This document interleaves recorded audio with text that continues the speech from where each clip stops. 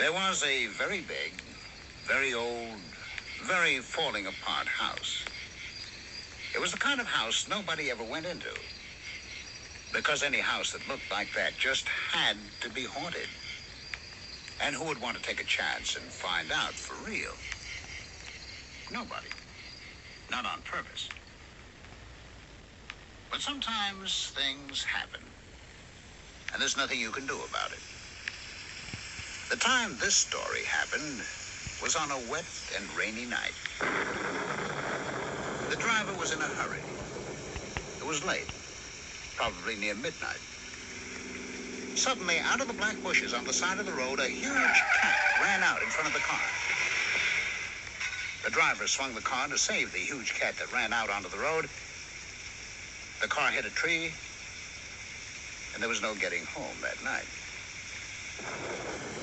The man got out of the car, and in the dark, dark night, he could see the eyes of the huge cat staring at him. "You big, dumb thing," the man said. And the cat just stared at him, snarled, and ran away into the woods. It was raining hard, and the man could see absolutely nothing. He began to walk along the road, hoping that a car might pass and pick him up. But there was nothing. Nothing, that is, until he came to the huge old house by the side of the deserted road. There were no lights. Everyone must be asleep, he thought. But on a night like this, he was certain that they'd let him in. So he walked closer to the house. Closer. He was able to see that the windows were broken. Shutters were hanging, and the steps leading to the front door were falling apart. Well, thought the man, at least it has a roof. Maybe I can build myself a fire and dry off. He went in. The house was dark and seemed very empty. He lit a match, and by its light, he could see a fireplace. There were old papers lying around and enough wood. He gathered it all up and started a nice, warm fire. It's not like home, he said to himself, but it's dry. And even if it's an old, coming-apart place, it's warm now. He put his hands close to the fire to warm them. When he turned around, he saw a small, gray cat looking at him. He tried to pat the cat, but the cat moved away from him. So the man went back to the fire and listened to the thunder and the rain and wondered when the storm would stop. The front door opened. The man looked around, and coming through the door, he saw the huge cat he had met on the road. The cat didn't look at him. It walked to the small gray cat. "What are we going to do with him?" the big black cat asked. And the little cat said, "Wait till Martin comes."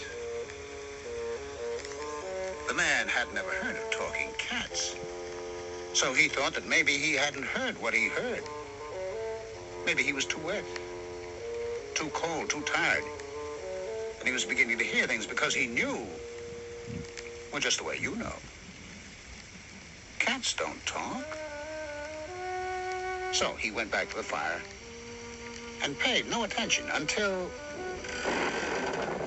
he saw another cat come through the door.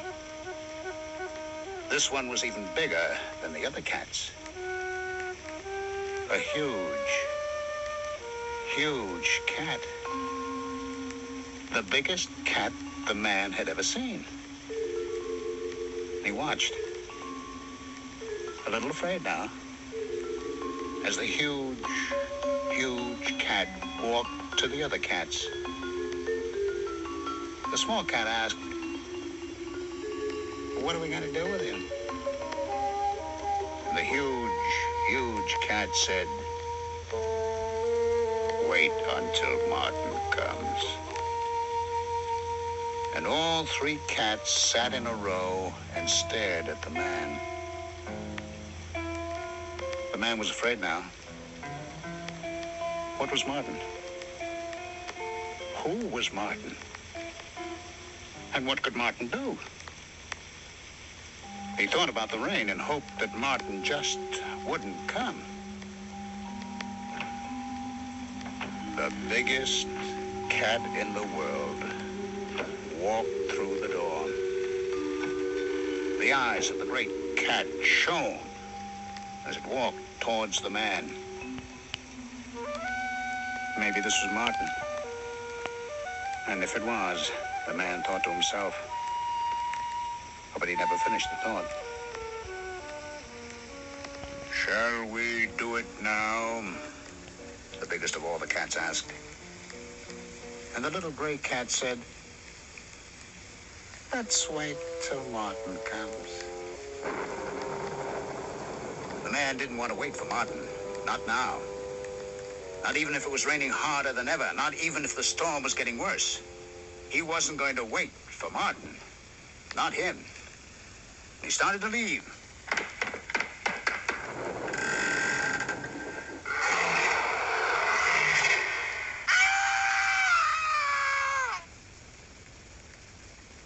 And Martin came through the door.